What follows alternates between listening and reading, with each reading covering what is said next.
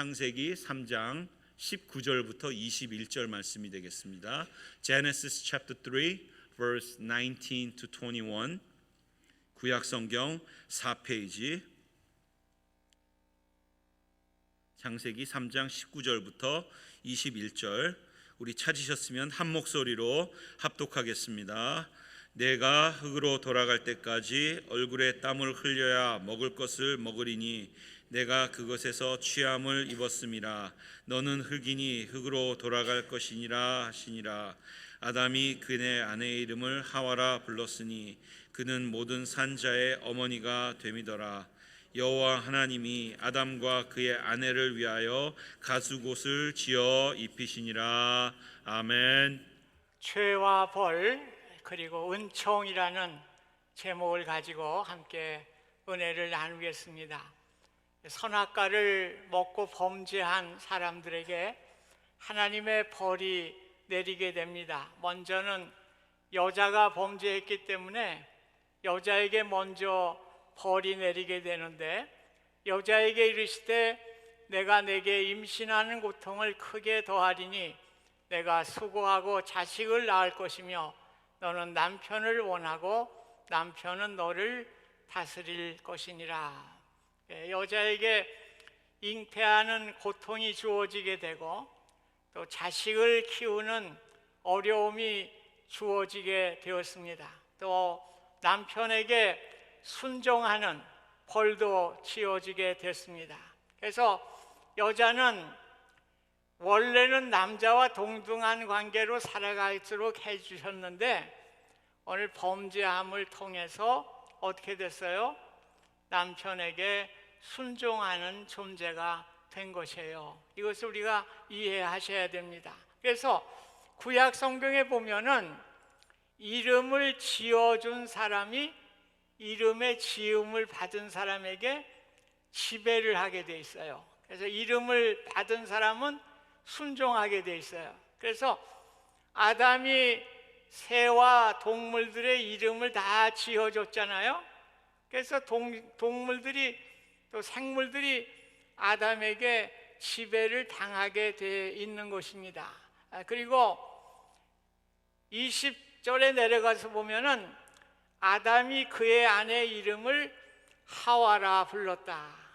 이 하와라고 하는 이름을 아담이 지어줬어요. 그래서 아담이라는 남편과 하와라는 아내의 관계는 지배와 순종의 관계가 된 것입니다. 여성분들이 좀 기분 나빠할지도 모르겠어요. 그런데 범죄한 후에 이게 하나님의 원칙이에요. 성경에도 일관되게 그 원칙이 나오고 있습니다. 그래서 에베소서 5장 22절에도 보면 아내들이여 자기 남편에게 복종하기를 주께 하듯 하라, 그렇게 말씀을 하고 있습니다.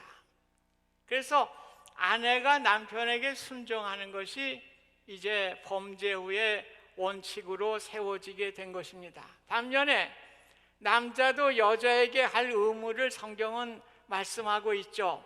에베소서 6장 25절에 보면 남편들아 아내 사랑하기를 그리스도께서 너희를 사랑하시고 그 교회를 위하여 자신을 주신과 같이 하라.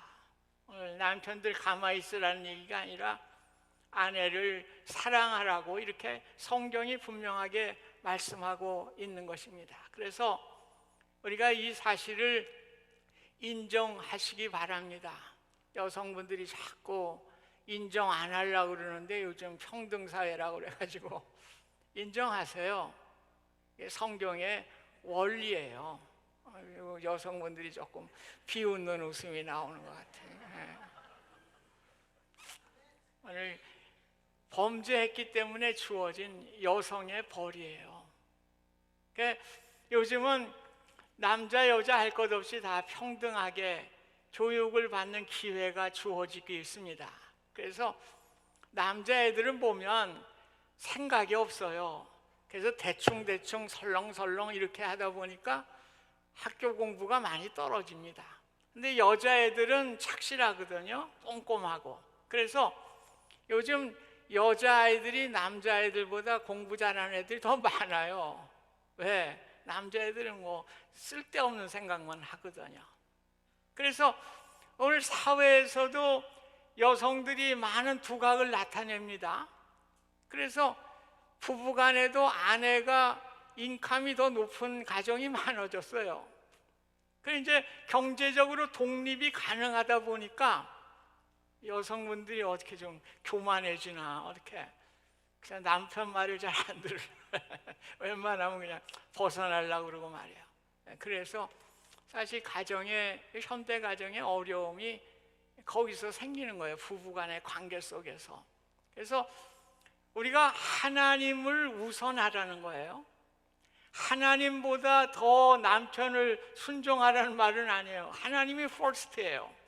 하나님을 우선해서 순종하되, 그러니까 신앙적으로는 하나님이 우선되니까 신앙적으로 안 맞는 거는 순종할 거 없어요. 신앙적으로 맞지 않는다, 남편 말 들을 필요 없어요. 왜? 하나님이 우선이니까.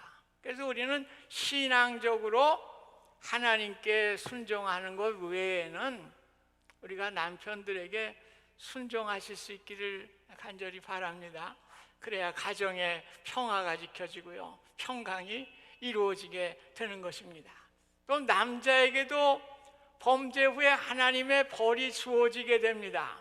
17절에서 19절까지 나와 있는데 제가 이거 너무 길어서 그저 요약만 해서 말씀을 할게요. 첫 번째는 땅이 범죄로 인해서, 아담의 범죄로 인해서 저주를 받게 됩니다. 그래서 땅이 가시덤불과 엉겅퀴를 무성하게 내는 벌이 주어지게 됩니다. 그래서 땅은 풍성한 소산을 내는 땅이 아니라 가시덤불과 엉겅퀴가 나는 거칠고 황폐한 땅으로 벌을 받았어요. 사람의 범죄가 자연에까지 벌을 가져왔습니다. 왜냐하면 하나님이 자연과 사람과 공동 운명체로 만들어졌는데 이 범죄함을 통해서 오늘 땅에도 이렇게 벌이 주어지게 된 것입니다. 그래서 노아 홍수 때에도 땅이 하나님께 부패했다, 그런 말씀이 있어요. 창세기 6장 11절 12절 보면 그때 온 땅이 하나님 앞에 부패하여 포악함이 땅에 가득한지라. 땅이 부패했다는 말이 성경에 나와요. 왜? 범죄했기 때문에 땅도 부패하게 된 거예요. 그리고 동물의 세계도 벌을 받게 됩니다. 처음에는 동물들이 서로 사이좋게 이렇게 살아갔어요. 잡아먹는 일이 없었어요. 그런데 범죄에 의해 약육 강식이라고 하는 공식이 세워지게 되고, 약한 동물들은 강한 동물에게 잡혀먹을까 봐 두려워하고 경계를 늦추지 않잖아요. 우리 동물의 세계 보실 때 그렇잖아요. 언제 잡혀, 바빠요, 눈 돌림이. 이게 다 범죄로 인해서 주어진 벌입니다. 그리고 범죄하기 전에는 아무런 조건 없이 이 노동을 해서 노동의 기쁨과 즐거움을 누렸지만은 범죄로 인해서 노동을 해야 먹고 살 수 있고 땀을 흘려야 하는 고통스러운 노동의 현장으로 바뀌어지게 된 것입니다. 그뿐만이 아니죠. 죄의 벌로 인해서 죽음이 세상에 들어오게 되었습니다. 선악과를 따먹으면 정령 죽으리라 하나님이 약속하셨잖아요. 그래서 그 죽음이 이 땅에 찾아오게 되고 흙으로 난 사람이 흙으로 돌아가게 되는 그러한 결과를 가져오게 되었습니다. 오늘 죄의 벌만 받아가지고 이렇게 세상이 끝났다면 얼마나 허망하겠습니까? 얼마나 소망이 없겠습니까? 그런데 하나님은 은총을 베풀어 주십니다. 오늘 하나님의 사랑이에요. 그래서 버려진 이 인간들을 향해서 하나님이 사랑을 베푸시고 죽음에서 생명의 길을 열어주십니다. 그래서 아담이 아내를 하와라고 그랬죠. 이 본문에 보면 하와는 모든 산자의 어머니다. 그래서 성경학자들은 모든 산자를 구원받은 자로 해석을 해요. 그래서 하와는 모든 구원받아 영생하는 산자의 어머니다, 그렇게 성경학자들이 이야기를 합니다.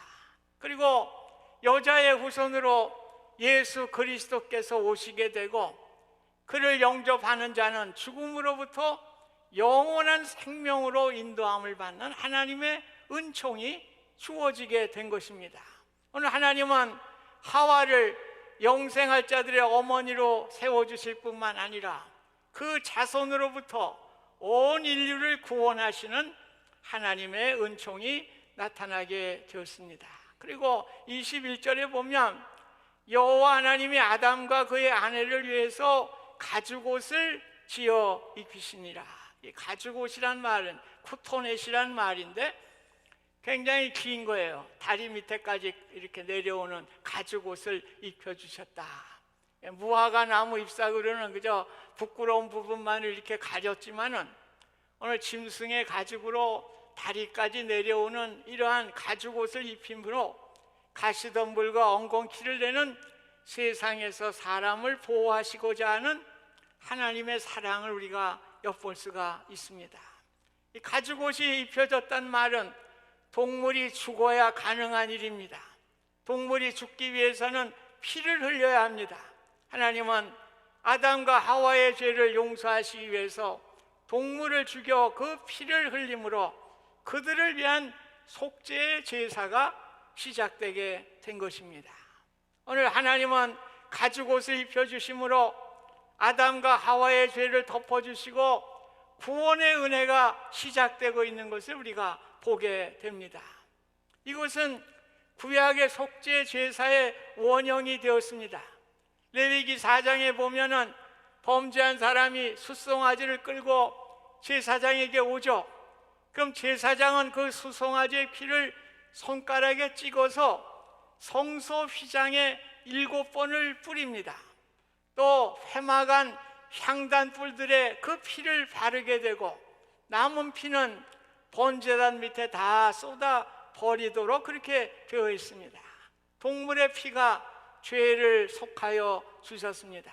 레위기 17장 11절에는 육체의 생명은 피에 있음이라 내가 이 피를 너희에게 주어 제단에 뿌려 너희 생명을 위하여 속죄하게 하였나니 생명이 피에 있으므로 피가 죄를 속하니라.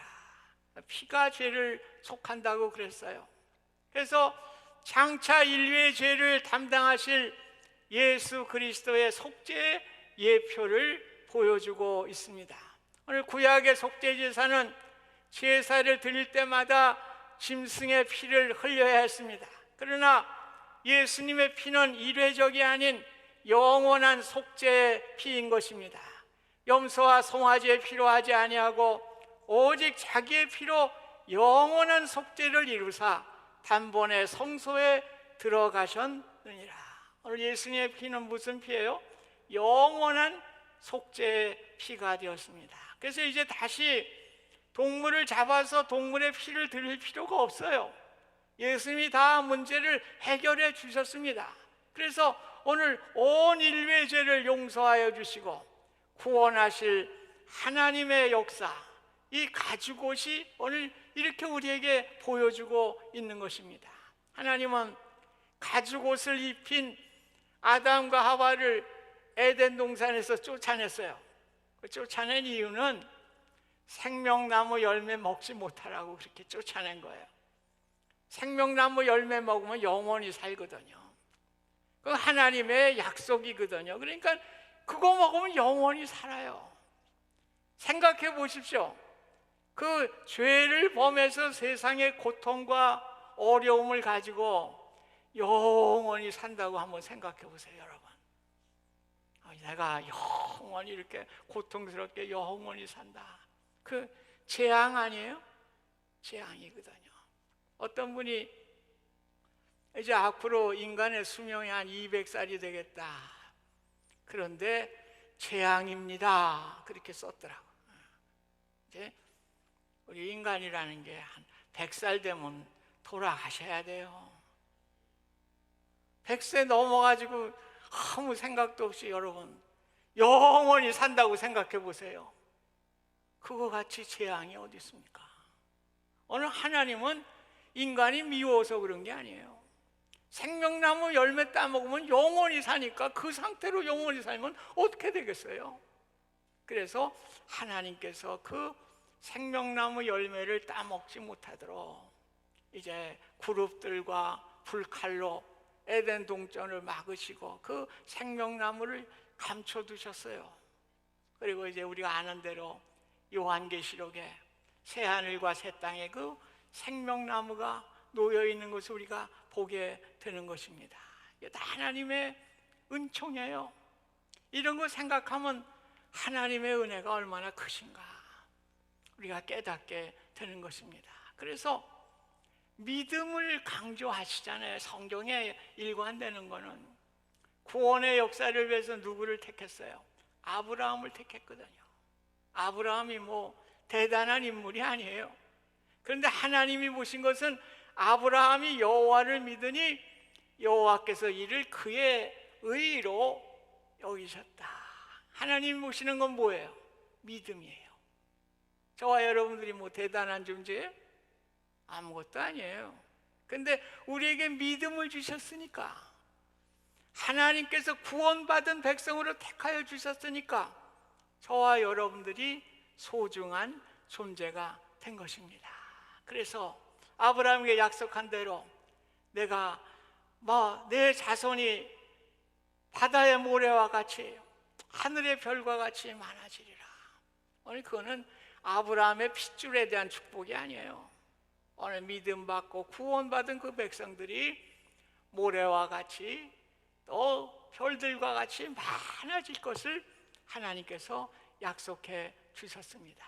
그래서 하나님은 이제 마지막 때에 예수 그리스도를 보내주시고 성경에 말씀한 대로 사탄의 머리를 짓누르시고 사탄의 세력을 이기시고 오늘 이 땅에 우리에게 구원의 역사를 이루어 주신 것입니다. 그래서 하나님은 그를 믿는 자마다 멸망치 않고 영생을 얻게 하려 하심이라. 나는 부활이요 생명이니 나를 믿는 자는 죽어도 살겠고 무릇 살아서 나를 믿는 자는 영원히 죽지 아니하리라. 오늘 얼마나 간단합니까? 오늘 예수 믿는 게 얼마나 간단해요. 예수님이 나를 위해 십자가에 피 흘리셨다, 나의 죄를 다 용서해 주셨다 믿으면 구원받는다. 믿으면 되는 거 아니에요.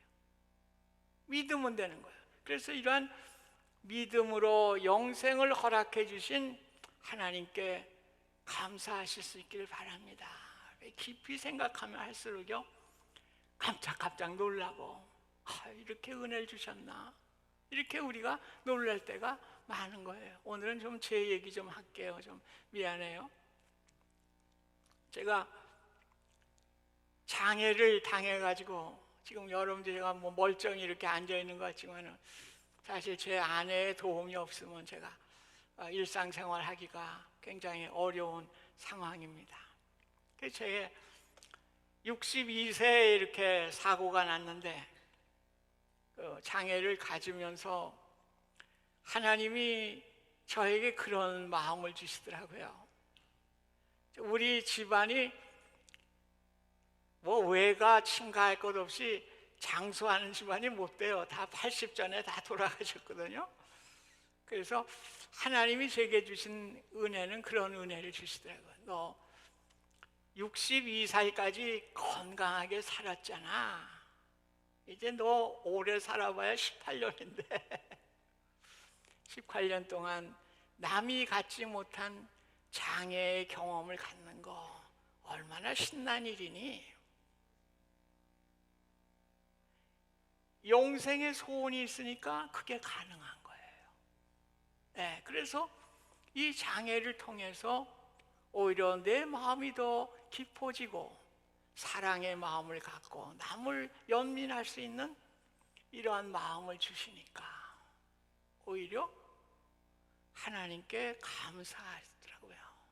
감사한 마음이 들더라고요. 그래서 제가 8개월 전에 제가 이제 베일러 병원의 그 재활센터에서 그 재활을 좀 받았어요. 그 어느 날 그 테라피스트가 저한테 왔어요. 뭐 테라피 뭐라고 그래야 돼? 테라피스트가 와가지고 어느 환자분을 한번 좀 보실 수 있겠습니까? 제가 목사인 줄 알거든요. 제가 목사인 줄 아니까. sure. 뭐 그거 뭐 어려워. 갑시다.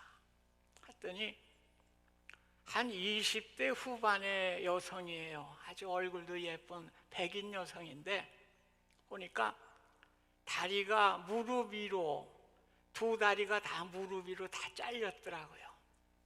그리고 한 손은 요 어깨 밑으로 잘려 나가 있더라고요. 심한 장애죠. 그래서 저보고 가니까 뭐 아주 시무룩하고 절망해요. 얼굴빛이.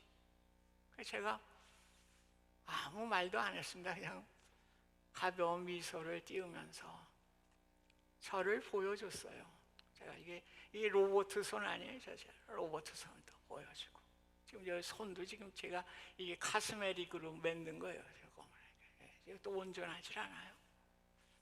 그리고 다리도 제가 상한 다리를 이렇게 다 이렇게 보여줬어요. 뭐 말이 필요 없잖아요. 그래서 제가 나오면서 그랬어요. Jesus loves you. Don't give up. 그리고 이제 나왔어요.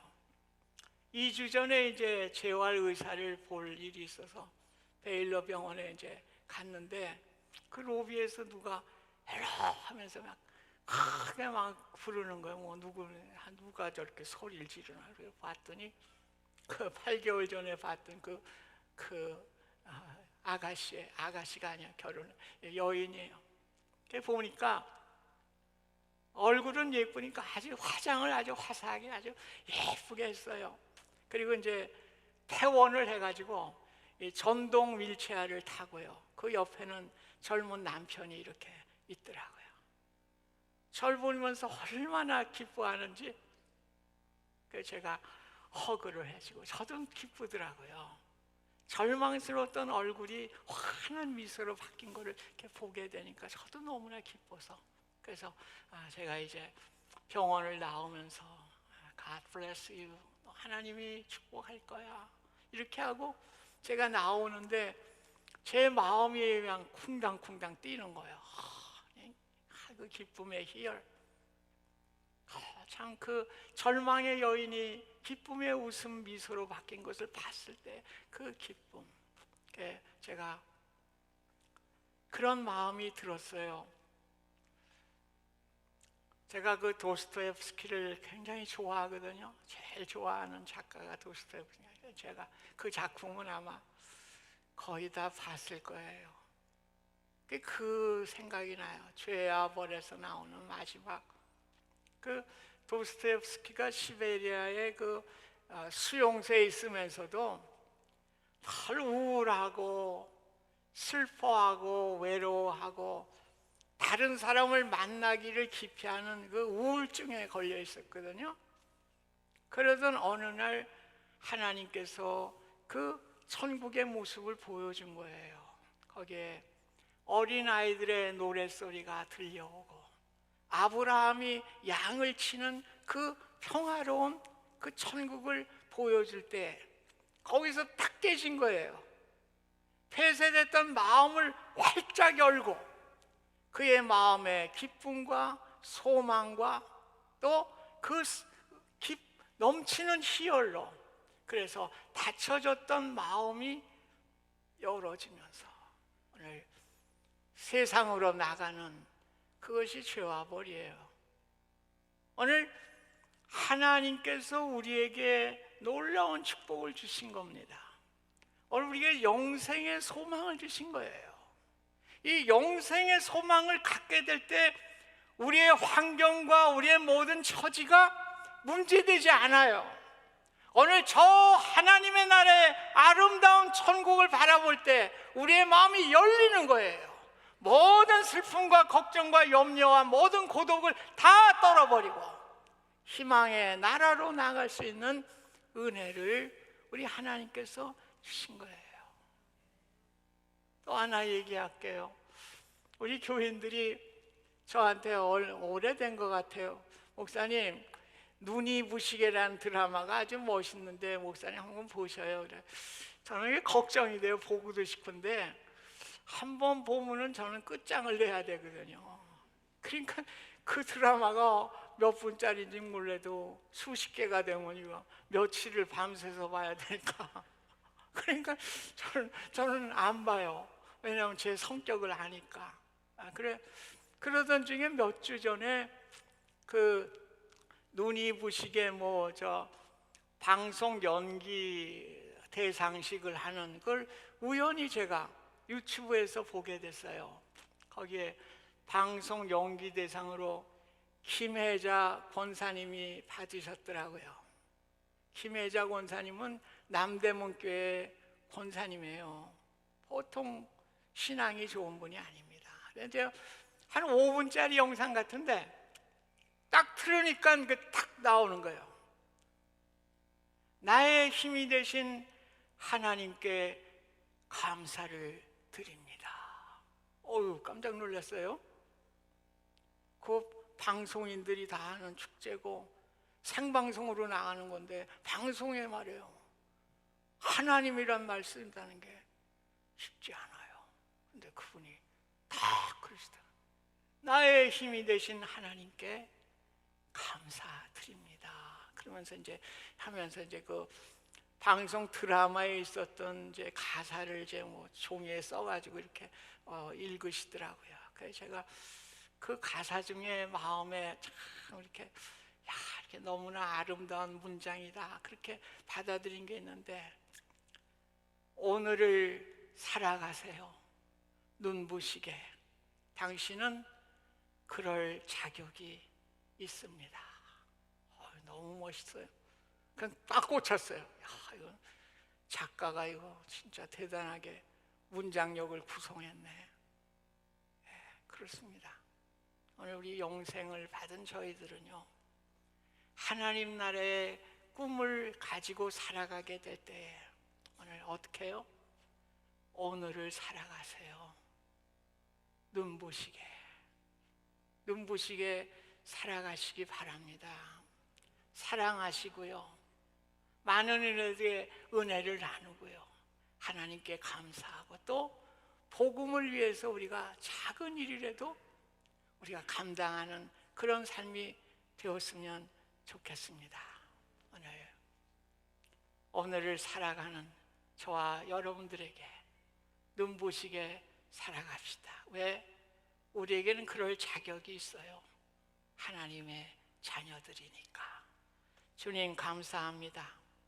범죄한 우리들에게 하나님의 은총을 허락하여 주셔서 영생의 소망을 바라보게 하시니 감사합니다. 오늘 하루하루도 눈부시게 주님께 감사하며 기뻐하며 많은 이들의 주님의 사랑을 전하는 우리의 삶이 되게 하여 주옵소서. 예수님의 이름으로 기도하옵나이다. 아멘.